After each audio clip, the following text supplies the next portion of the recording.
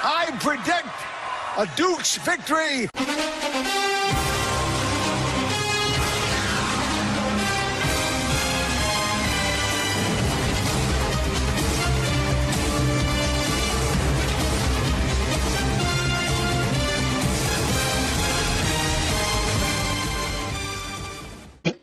Welcome to another episode of Crush Fantasy Football Podcast. We're back for part 2 of our top 10 quarterbacks, Dolan. You excited? I'm pumped. These are the best of the best. Top 5 quarterbacks, baby. Yeah, we're the best of the best, and these are the best of the best. So it just makes sense.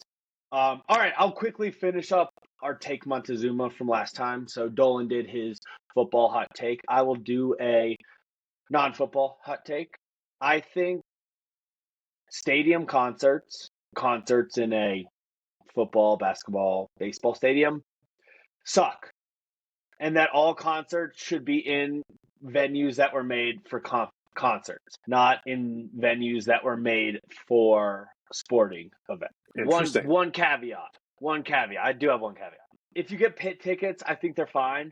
But if you don't, then you're just kind of like sitting in these seats. You don't really have room to dance. The vibe, the energy is not concert energy. You can't move around, you can't mingle, and I think that's a lot of the concert experience. And you're so far away, especially in a football stadium. So is this more just like the being limited aspect, right? It's nothing about it being a sports stadium in particular, right? No, it's yeah, not like your vibes are thrown off because you see a Broncos logo in the background. It's just like they're huge and you're kind of planted. I think so. I actually don't know why. I have this hot take, but I think the concert experience it's a movement game, right? You need to be able to wiggle around. There's the whole point of a lawn seat, right? They don't exist in sporting events for a reason. It's a concert specific thing. And so I think that the ability to kind of move around, talk to people is a music specific experience that stadium concerts take away. I also think they kind of try to overdo it with like the lighting and the fireworks and stuff. It's like the good experience is just when you're shoulder to shoulder with people in a crowd listening to music. It's not being at a seat or fireworks or any of the fancy.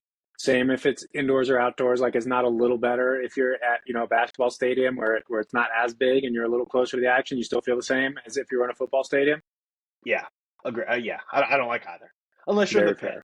If you're in the pit, then you kind of get your experience back. But yeah, I think it's all stadium. That's fair. I like it. I don't have too much to add. I wish I had a little more to add, but I think it's not a huge concert. So you agree? And I think I agree. I don't like being stuck in a seat when I do go to a concert. I think is the big one. I'm not an unreasonable take. And then it's like the energy's a little lower because inevitably a couple people in your row are sitting down in their seats. Not everyone's sitting. And so I just think you don't get that in an open field concert. As always, Take Montezuma, sponsored by Soiree Season. I guess I didn't start with that. Sorry, Tatum. But people know. They know by now. No, that's Greatest true. sponsor there is.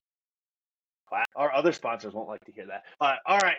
So before we get into just a reminder, we have another episode where we did our QB 6 through 10 for the 2025 season. This episode, we're going to go through our top 5 quarterbacks for 2025 fantasy season. But before we start, Dolan, I think philosophically, me and you think about this a little differently. And I think before we get into quarterbacks, we should talk about it, which is basically drafting an early round quarterback. So at least the top 4 quarterbacks that will be on our list are being drafted somewhere, depending on league size. And we're talking 1 quarterback leagues here, somewhere in the late 2nd, 3rd, and 4th rounds of drafts. And from what I think you think, that is not a bet you're willing to make. So you want to just talk about that a little bit? Yeah, I just think in your typical, we need to caveat this 1 quarterback league where you're only starting one of them. There's just no scarcity at the position. Like we talked about this a lot in our 10 through 6 rankings episode. Like there are guys that I like all the way down at number 17. And so I'm just kind of like, opportunity cost is a thing. And I would much rather just get another mid-round, let's call it early to mid-round, running back or receiver, one of those positions that you do find yourself dealing with scarcity a lot throughout the course of the season, much more than I do with quarterbacks. And I think it's kind of easy to stream the position and play some matchups And so I just would much rather build out an absolutely star-studded team around a quarterback, find a couple late-round guys that I like, and be like, I see a path to this person being a QB1, and I can get them in the double-digit rounds. And so that's just where I tend to like the builds of my teams. This is, I would say, for the most part, how I always operate. There are some years where just ADP doesn't make sense in my head, and particular guys jump out that I'll try and target. But this year, unless something egregious, like, our first or second ranked guys falls into like the late third round or something like that, I'm just kind of content saying I'm going to figure out the quarterback position another way. I hear you on that. Here's why I like the top, and I'm going to cut it at 4 guys for my argument. So you don't have to kind of guess who it is. So quarterbacks, the top ones, are more predictable kind of than they ever have been because of the running, right? And so quarterback rushing is predictable and quarterback passing is not predictable year over year. And so our top 4 quarterbacks are giving you 7 at the least rushing points per game every single year averaging, whereas 70% of passing points come from touchdowns, which I think we know year over year kind of fluctuate. And so you're getting a floor. We know who the best quarterbacks are going to be. And so it takes out all the randomness. Because when you say there's guys we like through 17, I completely agree with you. But we don't know which guys of those are going to be the ones that hit this year. Last year it was Jared Goff and Baker Mayfield. Maybe this year it's Trevor Lawrence and Caleb Williams. But we do know who the top 4 quarterbacks are going to be, right? It's going to be the 4 guys we know who are going to get us 8 rushing points a game and then are good passers. And so I think when you pair that with those guys are scoring more points than they ever have, mixed with we know who they are going to be, they are a super good value in that 3rd, 4th round. I hear the argument. I'm not sold, obviously. I think I got my philosophy. I like to stick to it, but I definitely, I get it. I think there are some times when it's just don't overthink it. If you can just get Lamar Jackson in round 3 or 4, it's give yourself that positional advantage week in and week out. And I certainly don't fault people for doing it. I understand the logic. It's just not stylistically the way I have found the most success in the past. Yeah. You think it's okay, I'll hit on the late round guy. Obviously, we know the opportunity cost at that point. But yeah. So I guess if you have a history of hitting on those guys, then maybe it makes some sense.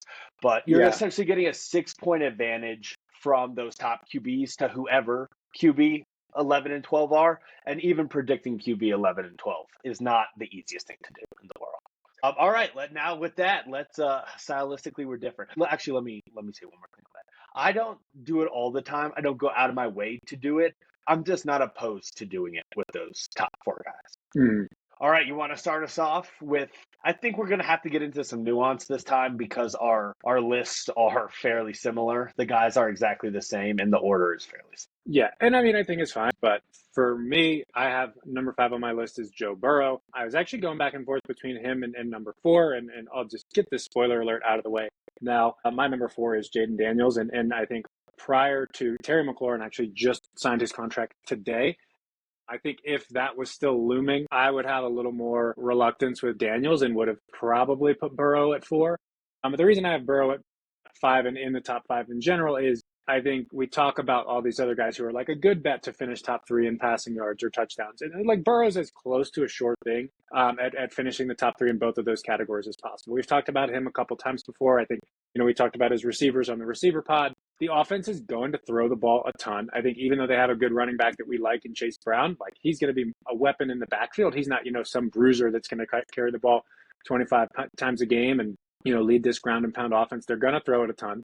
Their defense is going to be awful, so they're going to be in a ton of shootouts. And Burrow's weapons are as good as it gets. I mean, he's got the best receiver in the game, one of the best, if not the best, number 2 receivers in the game, and a coaching staff that just lets him sling it. He has great control of the offense, and obviously from a talent perspective, he's one of the small handful of just elite talents in the game. So I just think outside of the fact that he's not going to run the ball a ton, he checks just about every box you can get. Yeah, I honestly don't have much to add. I've been kind of going against a lot of the regression coming in for the pure passing quarterbacks. But this one, you said it, feels as safe as you can be. Everything's lining up. It's like the defense isn't any better. They have a running back who catches passes, the receivers. Yeah, I mean, I guess the only thing I'll throw in is, so he led the league in attempts last year at 650 passing attempts last year, 652. That's the sixth most in the last 5 seasons. The only person who has repeated as attempts leader in back-to-back seasons in the last 10 years has been Brady. So, I mean, maybe.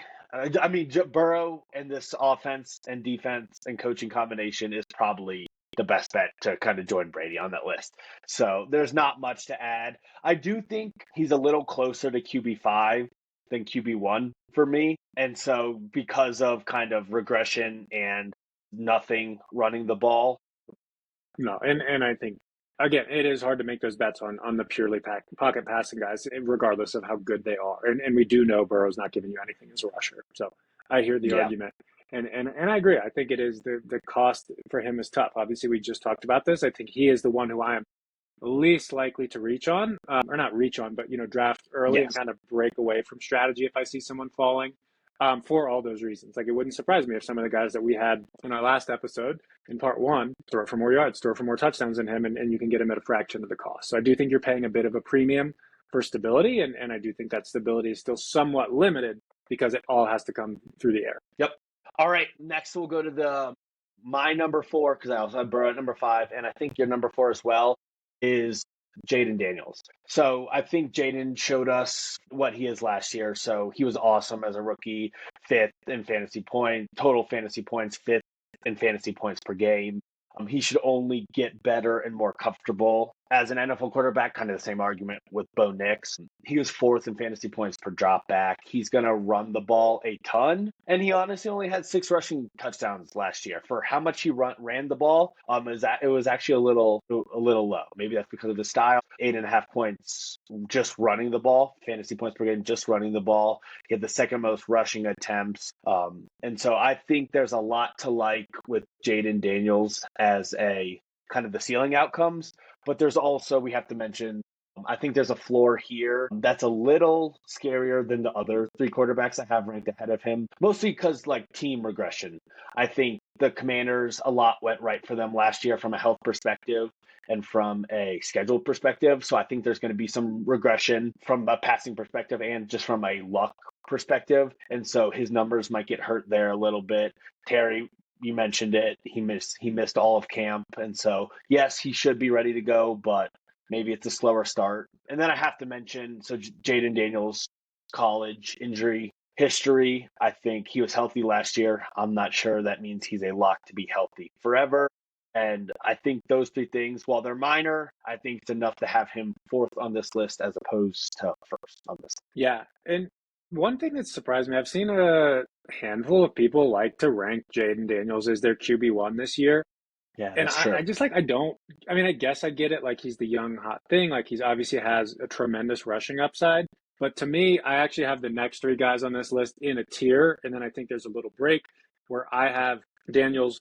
Again, I have ranked 4th as well, Burrow, and then I actually have Mahomes in that tier as well. I didn't touch on that in the last pod, but I view all 3 of them pretty interchangeably. And it's exactly what you said. It's the offense. Like, I do not feel nearly as comfortable about Washington's offense as a whole being the juggernaut that they were last year. I think they caught a lot of people off guard. I think they caught a lot of people sleeping. And I do think that Daniels feels like a bit of a statistical regression candidate. I think he's proven that the talent himself, like, I'm not going to say, oh, Daniels himself is going to have a bad year, but I think the offense could take a pretty major step back just because we've seen it. I think we've seen that Cliff Kingsbury kind of gets found out a lot. And I don't think they have a ton of guys outside of Daniels to kind of be that break glass in case of emergency. Yes, Terry McLaurin's really good, but he's not a Jamar Chase. He's not a Justin Jefferson type of receiver. And so I just think the offenses above Daniels give me so much more confidence. And so that's why I think there's a little bit of a tier break. We've seen it for multiple years with the 3 guys we have ahead of him.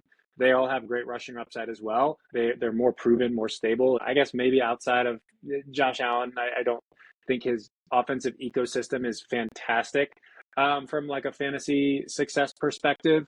But I still think it's better than what Daniels is going to be thrown to. Like, I guess if you get a peak Debo year again, you can get a couple of those. Oh wow, he threw a screen pass and got 60 yards out of it. But I'm not sure that's the Debo we're getting this year, and so it's just hard for me to put as much faith in Daniels as I do as these other three guys who have done it year in and year out. You said just what I was going to say. It's really Debo. I think McLaurin's going to be consistent. Ertz is old. Eckler's old. So if you get one of those Debo years, I think maybe the passing numbers are going to look a little better. I mean, just look at Debo's ADP, right? I don't think a lot of people are thinking we're getting a peak Debo year. But yeah, this is not to take away from Jaden Daniels. I think he's probably going to rush for 800 to 900 yards. And so he's going to be if he stays healthy, I think he'll be a good fantasy quarterback. I just don't think he'll be as good as number 3 on both of our lists. So go ahead, Dolan. Yeah, and I think this is one that is, I think he's typically drafted around QB3, but a surprising amount of people do have Daniels ahead of him. Yes, agreed. It's actually crazy, I think. I think this guy's being way undervalued. Yeah. And for me, it's Jalen Hurts. And I don't know if like a lot of people just made their rankings before the tush-push ruling came out and they were just banking on that going away or something. But, I mean, Hurts has been just an absolute stud. He gives you the best combination of floor and ceiling. He's probably going to get double-digit touchdowns on the ground this year just based on the tush-push alone. As far as weapons go, there's no better weapons in the game than his. I'd argue that they're as good, if not better, than Burrow's. And then he mixes in the rushing as well. It's just like there's nothing not to like about this guy other than the fact that, the Eagles did become a very handoff, run-centric offense last year. Yes, Hurts mixes in with that a little bit. Not as much in the regular season as he does in the postseason. I do think the Eagles like to conserve him a little bit in that regard for health reasons. But, I mean, it's just the offense is going to be one of the best in the league. He's proven it year in and year out. He's going to get a ton of rushing touchdowns, and his weapons are as good as he gets. Like, I don't know.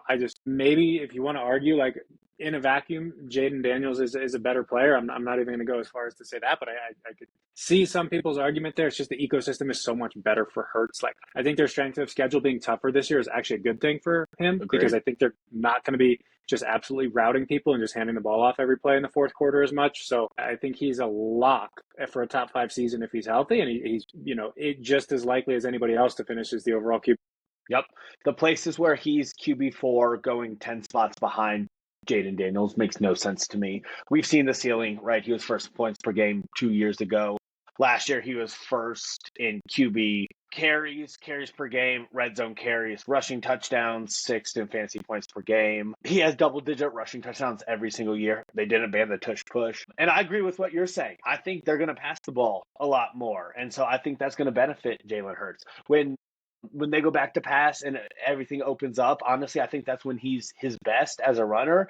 And I think the passing statistics, touchdowns, yards, right, will come with it. So, yeah, I mean, he's number 2 in fantasy points per dropback last year. So I think Jalen Hurts is in that tier 1. It shocks me why people are out on him. And maybe you're right. He doesn't get as much love as good of a real NFL quarterback, but for fantasy, that doesn't matter. And so I think he's as good of bet as it. I really don't even have a floor case. It's what they do the same thing as last year and lean on Saquon, but I don't know. I think Jalen Hurts is going to have enough. Yeah, easy enough. You wanna keep us moving? Go on to number 2. Yes. And so my number 2, Lamar Jackson. So I think we saw the ceiling last year. This isn't a. So I guess we're going to have a Lamar Josh Allen conversation. But so last year Lamar kind of had the best year besides Lamar in 2019. So 430 points. He was easily the QB1 last year, averaged 25.6 fantasy points per game. He had the best QB year ever in 2019 when he had like 28.2 points per game. 41 passing touchdowns, 4 interceptions, back-to-back seasons of over 400 attempts since Todd Monken took over as offensive coordinator. So you kind of hope that's sticky. And so basically why I go lean Josh over Lamar is I think everything worked out for Lamar last year. So I think it's a natural regression thing. I think his passing touchdowns will come down. So he was at 41 last year. I think the interception numbers will probably tick up a tad. Lamar was healthy last year, and so 2 previous seasons, so 2022 and 2021, he only played 12 games. I don't think that same risk is there with Josh Allen. And Josh Allen, I think, has been a little more consistent from where he's finished. So Lamar has had the highs are as high as can be, right? Those seasons I mentioned. But those seasons in between there, he was like 6th, 7th, 8th in fantasy points per game. And Josh has never finished that low. So I know I went a bunch of places there, but it had to kind of turn into a why is he not number one question. And so, yeah, I have Lamar Jackson. Yeah, and I guess that puts me in the position of making the argument for why he is number one. I think, we touched on this a touch earlier. I do really like those guys who give you those volatile weeks where it's just like out of nowhere, they won you their week. And I don't think there's a player in the game who's more likely to just put up a 50-point week on any given Sunday than Lamar Jackson. I think the rushing upside is there. Oh, yeah. And so I think when you think of guys who have the ability to both be a 1,000-yard rusher and lead the league in touchdowns, which he's now done twice, there's no one other than Lamar Jackson. And it's just that upside is, I think he has the lap the field QB1 upside more so than Josh Allen does. Like, it wouldn't surprise me if Allen finishes his QB1 and Lamar, QB2 or whatever. But it would surprise me if Josh Allen scores 100 more fantasy points than Lamar Jackson. But the other way around wouldn't surprise me as much, even if his floor, I think, is a tiny bit lower, just because of the way their offense is structured. And because I do think, Derrick Henry's going to get more than his fair share of touchdowns, I should say. But I do think the weapons are slightly better in Baltimore. It's not like what we're dealing with in Philly or in Cincinnati. But I think better receivers, some good tight ends, some tight ends that he really trusts in the red zone. And I just think Lamar Jackson's such a touchdown machine, one way or another. I'm not saying Josh Allen isn't. Obviously, he is as well. And, so are all these other names on the list. There's a reason they're in our top 3, top 5. But I think it is just that absolute game-breaking potential that Lamar has that I just don't see with anybody else on this list. So that's what does it for me. I actually get your point a lot, where I like it. Lamar has a better chance of outscoring the QB2 by 100 points, but Josh Allen has a better chance of finishing top 2, right? Whether it's injury or what. I mean, Josh's last 5, he's essentially been a top 3 quarterback every season of the last 5, number 1, 3 out of the last 5. It's like, I would lean towards the safety. And we're saying safety. That's safety and upside. Top 2 quarterback. If you're picking in round 3 versus the, not that I don't want to say anything bad about Lamar. I get what you're saying. Yeah. That's where I would lean if I was making the decision between them. I'm like, I know Josh Allen's going to be a top 3 quarterback. I know he's going to be a top 2 quarterback. Lamar Jackson has to stay healthy to do that. And so there's more evidence that Lamar has missed time than Josh has. All right. Well, I think that means we know who your number 1 is and who my number 2 is. So who do you want to kick this one off? I thought we had already done it with the last one. So I think Josh is, like I said, top 5 fantasy points per game the last 5 years, 2, 1, 3, 1, 1. He has played every game in the last 4 seasons. So he hasn't missed a game that he didn't want to miss. Double-digit rushing touchdowns past 2 seasons. They aren't scared to run him goal line ever since they made the offensive coordinator change. He's top 5 in carries each of the last 4 seasons. And so that rushing, not just attempts, but goal line is there. I think there's honestly more room for passing upside than he had last year. Maybe he could have a season that Lamar just had. And so I think you just don't overthink this. Josh Allen is one of the safest picks in your entire fantasy draft. Maybe the safest pick. Yeah. And I do not argue that. I think he is as safe as it gets. But, if I got to play the bad cop or the devil's advocate on this side of the thing, I guess my argument is I don't love the weapons. Like, ever since Diggs left, I feel like Allen has kind of lacked that go-to guy. Yes, I guess Khalil Shakir, is kind of that underneath trust that, hey, I need to get a first down kind of guy. But I don't think outside of him, and, even Shakir is not a real needle mover. Like, I think that's one of the knocks against Allen. Again, we're really splitting hairs here comparing the number 1 and number 2 quarterbacks. But that's what the differentiator is for me. Agree, his floor is extremely high. Obviously, the talent level is unmatched. He's an MVP caliber player. He would not surprise me one bit if he walks away from 2025 as the NFL MVP this year. And it's just, I think he is actually more of Lamar is going to rush for more yards than Josh Allen. That's like unquestioned.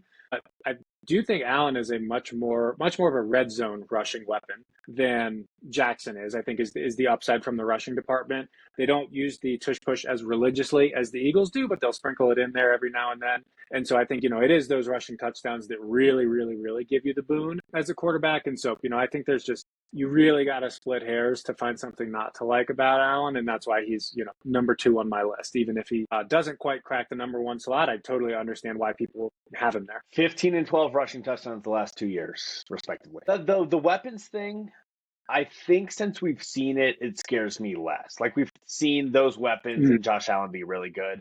I don't love the weapons either, but he manages to figure it out with that cast of characters. So I hear you, man. But then if one of those guys steps up, who knows? You're a Keon Coleman guy. I do like Keon Coleman. I'm not, calling him a good supporting cast member yet, but I'm in on him being better in year 2, even if he's not, one that I'm curious about, just because we talked a little bit about the philosophy and strategy, but I don't think we got to an actual specific name at cost, because everything we've done thus far wasn't necessarily cost-based. Who is the number 1 quarterback you are targeting this year in your fantasy drafts based on ADP and where you have them on your rankings? Give me 1 sec to pull up EPs just so we're I'll get talking mine then, the just same. because I got it ready while you're pulling that up. For me, it's Justin Fields. I think it's pretty straightforward. We talked about his floor case in part 1 of this episode, and I just think he's weirdly a lock to be a QB1 this year, as crazy as that sounds. And I think you can get him anywhere, depending on what site you're using, between QB 12 to 15-ish. I've in mock drafts, I've pretty consistently snagged him in the double-digit rounds. And so I'm just like, okay, if I'm going heavy on the non-quarterback positions early, just give me that guy who's going to give me the floor and, who may run for 2 touchdowns in a given week and give you those occasional spike weeks as well. Even if I don't think he has that top 3 upside, I love the floor he gives you at cost. And so I'm drafting Fields everywhere. And I'm putting that on air now because I don't think this podcast is going to actually go live until after all of my drafts for this year are done. So nobody can poach that one from me. I think mine's Jalen Hurts. Okay. I like it. Go Birds, baby. I think I made the case for early round quarterback. I think Jalen Hurts not being in the same, at least the ADPs I'm looking at, Josh and Lamar go around 23, 24th overall, Jaden 28th. And they have Fantasy Pros has Jalen Hurts at 37th. So I think you're getting a whole round of value for a guy who's as good as those. And I already made the arguments of why you want those 4 quarterbacks specifically. And so I think if you're getting that guy in that could be the 4th round of a 12-teamer, and the 4th round of a 10-teamer for sure.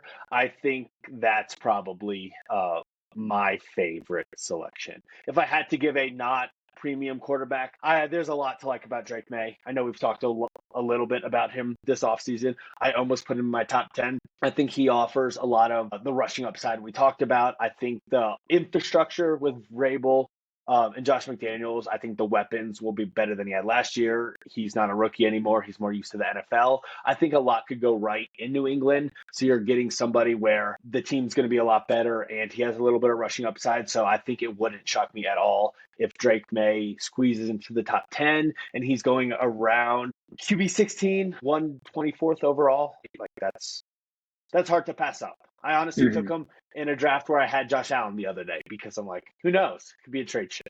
Yeah, I like it. I'll throw out 2 honorable mentions as well on my end. I'd say Prescott is one for me. I think you made the argument for us on the last episode. And I think my other one is, surprisingly, I keep ranking Jordan Love higher and higher and higher on my list. Wow. I think I'm just really in on the Packers offense. I think he has this sprinkling of rushing upside. He's another guy who's saying he's running it more. And I think he's even cheaper than most of these guys we've already named. So if I'm like truly punting QB, I think this is when it's like, dang it, I got sniped on Fields. I got greedy and tried to wait a little too long. Love tends to be the guy that's my plan B. If Love outscored Mahomes this year, it would not shock me for 1 single second. All right, part 2. What are we calling this? Part 1 or part 2? Part 2. This is part 2. Part 2, Crush Fantasy Football quarterback rankings. Dolan, pleasure, man. Always is. As always. Don't go to a stadium concert anytime soon. And follow Clem on Instagram at JClemDog. JClemDog. Boom.